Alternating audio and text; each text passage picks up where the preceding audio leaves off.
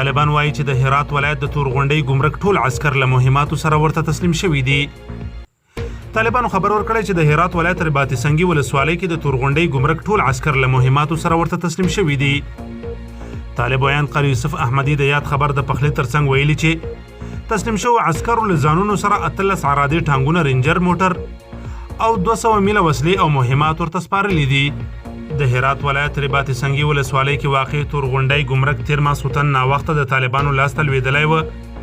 ګڼ شمېر عسکر یې د ترکمنستان پولې ته تښتېدلي وه، خو راپورونه وایي یادو عسکرو ته ترکمنستان هیواد خپلې خاورې ته د اوښتو اجازه نه ورکوله او پر مخ یې خپله پوله تړلې وه چې نن ټول له مهماتو سره یو ځای طالبانو ته تسلیم شول. باید وویل شي چې تېره ورځ طالبانو هرات ولایت کې د اسلام کلا او فرا ولایت کې د ابو نصر فراهي بندرونه هم نیولي وه. دا په داسې حال کې ده چې په دې وروستیو کې د کندوز ولایت شیرخان، د تخار ولایت آی خانم او د پکتیا ولایت ډنډي پټان مهم سوداګریز بندرونه هم د طالبانو لاس ته لوېدلي دي.